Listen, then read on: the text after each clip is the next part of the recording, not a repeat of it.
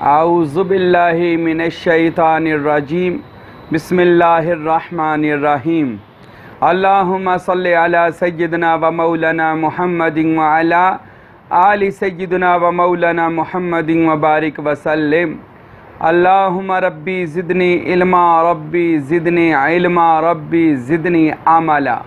تو میرے دوستو، آج ہم پھر بات کریں گے اپنے پیر و مرشد تاجدار شور کوٹ سلطان العارفین برہان الواصلین مقتدائے کاملین فناف ذات عین یاہو حضرت سخی سلطان باہو حق باہو رحمت اللہ تعالی علیہ کی کرامت کی، آپ کے ایسے واقعات کی کہ جس کا واقعہ ہونے کے بعد ہزاروں دنیا آپ حضرت کے ماننے والے بن گئے، اور آپ نے اپنی کرامت سے لوگوں کے دلوں میں جو گھر کیا، آئیے آج میں وہ بیان کرتا ہوں۔ تو میں اپنے ناظرین کو، دوستوں کو بار بار میرے دوستوں یہ بات بتاتا ہوں، اور تقریباً میں ہر بیان میں یہ بات سمجھا رہا ہوں کہ معجزہ اور کرامت، معجزہ انبیاء سے صادر ہوتا ہے اور کرامت کا ظہور ولیوں سے ہوتا ہے۔ معجزہ اور کرامت میں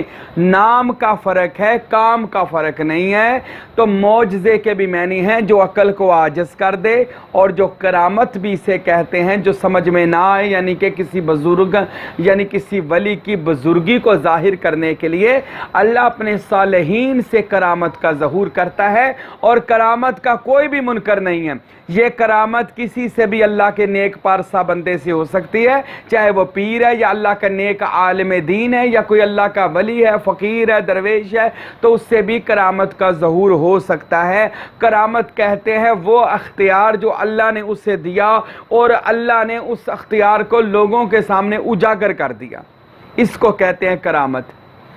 یعنی کہ وہ اختیار جو اللہ رب العزت اپنے بندے کو عطا فرماتے ہیں، اور پھر اس بندے کے اختیار کو لوگوں کے اوپر ظاہر کر دیتے ہیں، تو وہ بندہ اس اختیار کے ساتھ اپنے علاقے میں، اپنے اس شہر میں یا اس دنیا میں جہاں بھی ہے وہ مشہور ہو جاتا ہے۔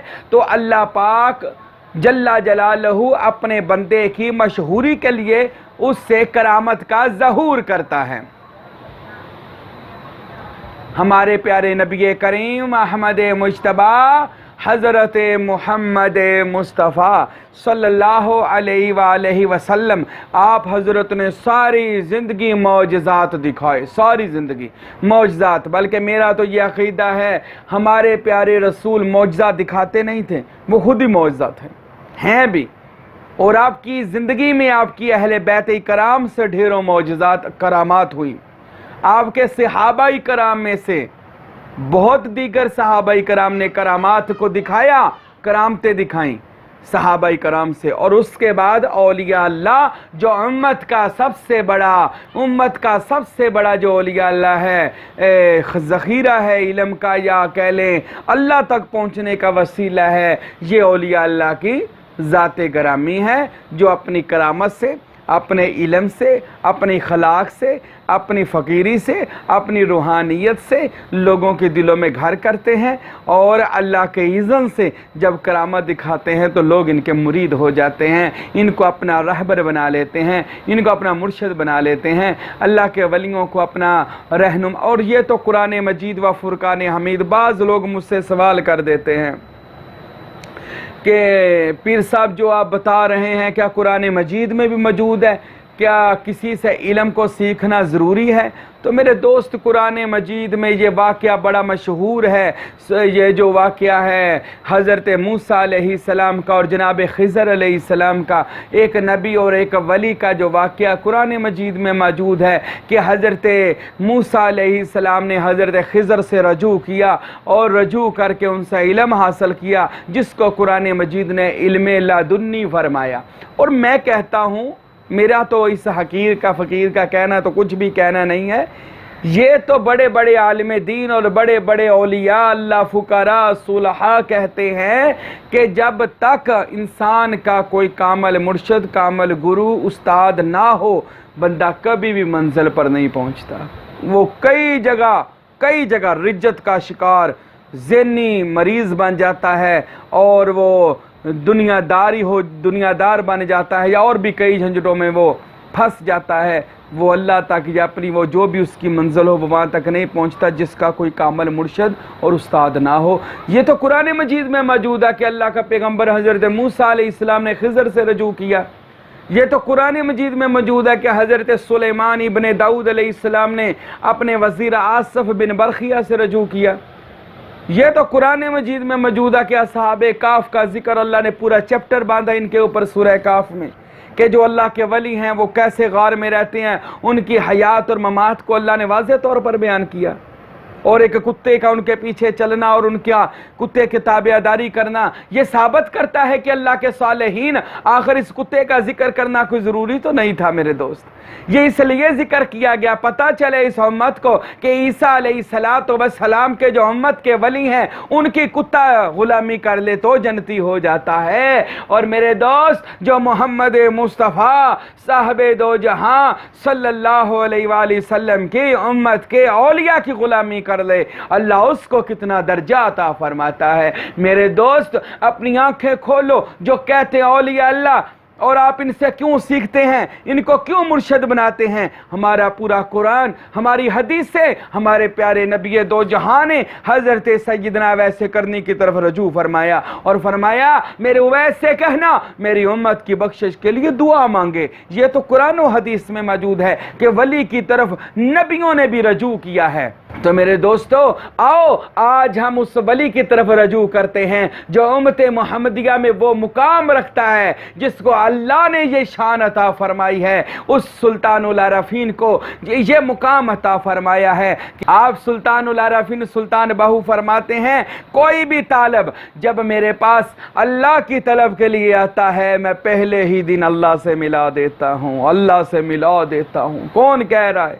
یہ اللہ کا ولی حضرت باہو سلطان فرما رہے ہیں، کیونکہ باہو سلطان زمین و آسمان کے درمیان میں مثل شہباز ہیں جو لاہوت و لامکان میں پرواز کرتے ہیں، جن کی پرواز اللہ کی ہویت میں ہے، جو اللہ کی نور میں پرواز کرتے ہیں، اس کو حضرت سلطان باہو کہتے ہیں۔ میرے دوستو ہم اللہ کے ولیوں کی اس لیے اللہ کے ولیوں کا زیادہ ذکر کرتے ہیں، اللہ کے نیک صالحہ بندوں کا ذکر کرتے ہیں، اللہ کے درویشوں اور فقیروں کا ذکر کرتے ہیں۔ یہ وہ لوگ ہیں جن کا اوڑنا بچھونا اللہ میں، جن کا جینا مرنا اللہ میں، جن کا ہر وقت اللہ کے ذکر میں مشغول، ان کا دل اللہ کے ذکر میں، ان کی زبان اللہ کے ذکر میں، ان کا ذکر خفی جلی اللہ کے ذکر میں۔ تو میرے دوستو خدارا ان اللہ کے ولیوں کو پہچانیں، یہ اللہ کے ولی کس لیے آئے ہیں۔ میرے نزدیک میں نے قرآن و حدیث پڑھا، میرے نزدیک یہ اللہ کے ولی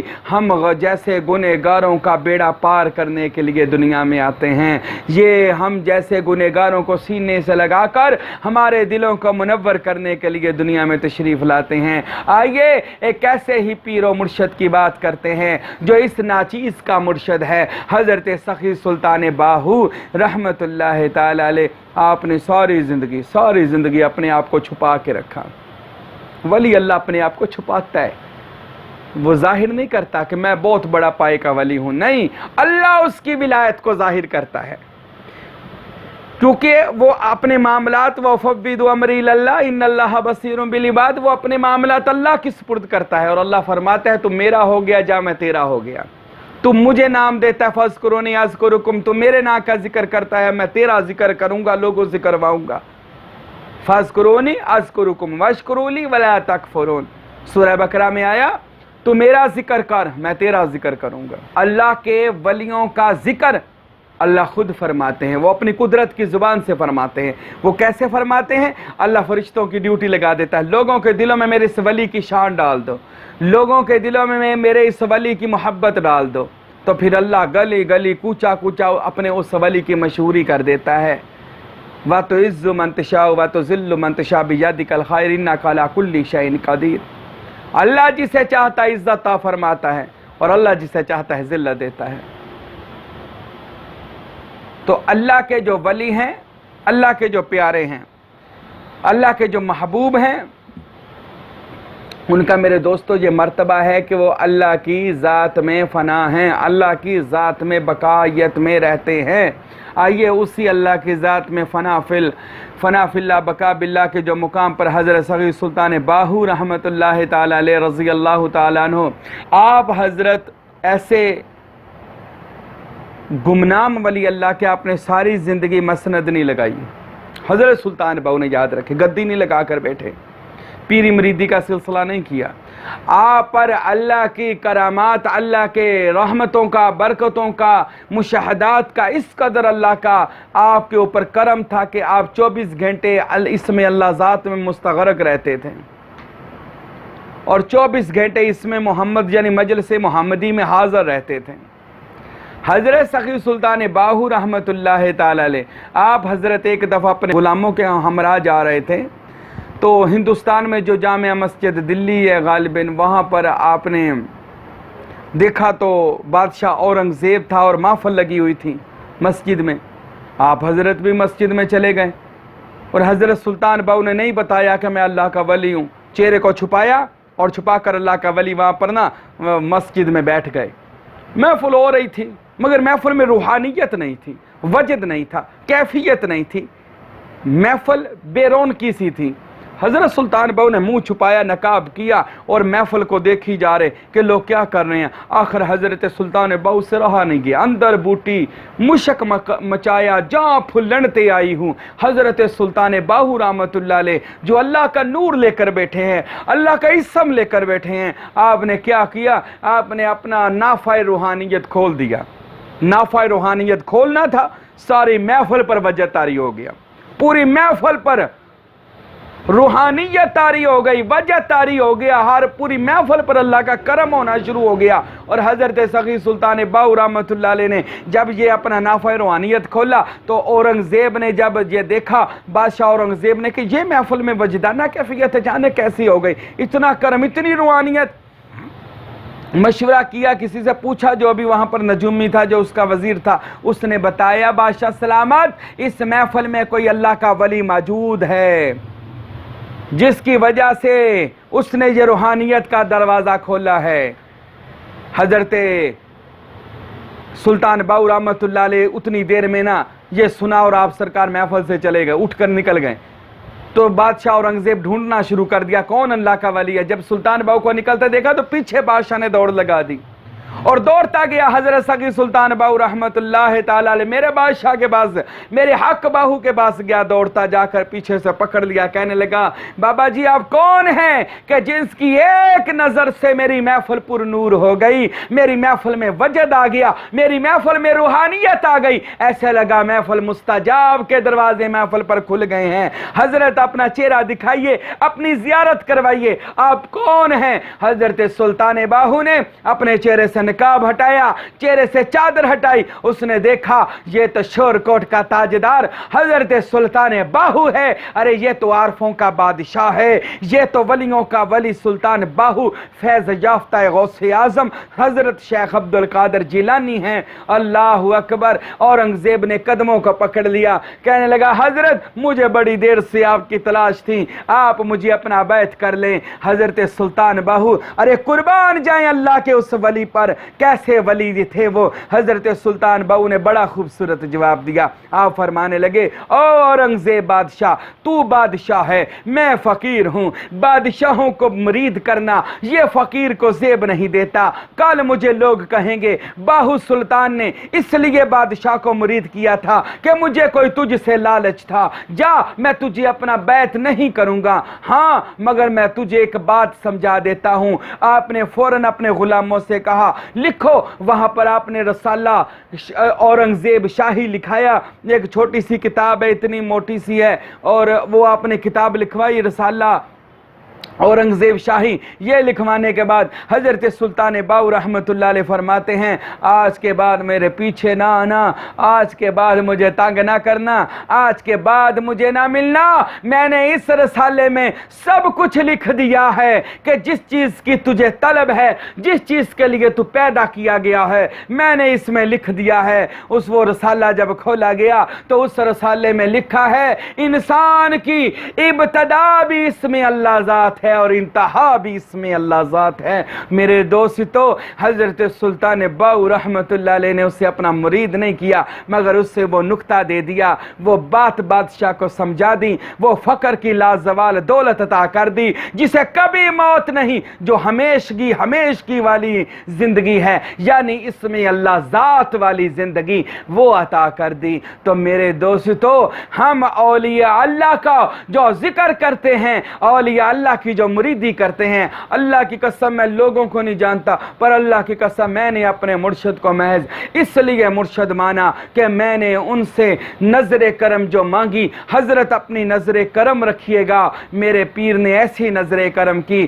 میرے لطائف کو بیدار کر دیا، مردہ دل کو زندہ کر دیا، روشن ضمیر کر دیا، گنہگار کو نیک کر دیا۔ میرے دوستو، مرشد کامل تو وہ ہوتا ہے کہ نگاہ مرد مومن سے بدل جاتی ہیں تقدیریں، گر ہو ذو کے یقین پیدا تو کٹ جاتی ہیں زنجیریں۔ تو میرے دوستو، آپ جو جہاں بھی مرید ہو، اپنے مرشد سے محبت کریں، اولیاء اللہ کی تعظیم کریں۔ اگر کسی کے دل میں اولیاء کے بارے میں غلط خرافات ہیں، اولیاء اللہ کے بارے میں غلط ان کے باتیں ہیں، اختلافات ہیں، تو میرے دوستو وہ رجوع کریں۔ انشاءاللہ تعالی وہ جو جن کے اختلافات ہیں، جو ان کے دلوں میں اولیاء اللہ کے لیے جو باتیں ہیں، انشاءاللہ تعالی وہ ختم ہو جائیں گی۔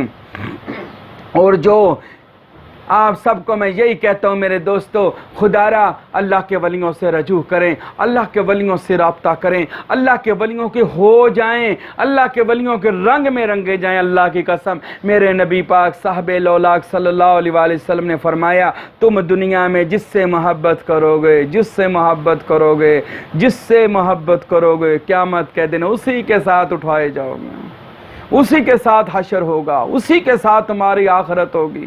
تو میرے دوستو، کیوں نہ آج ہم محبت کریں پنجتن پاک سے، ہم محبت کریں صحابہ کرام سے، ہم محبت کریں غوث اعظم شیخ عبد القادر گیلانی اس بغداد کے شہنشاہ سے، کیوں نہ محبت کریں ان اولیاء اللہ سے۔ میرے دوستو، ان اولیاء اللہ سے محبت کریں اور ان کے نقش قدم پر چلیں۔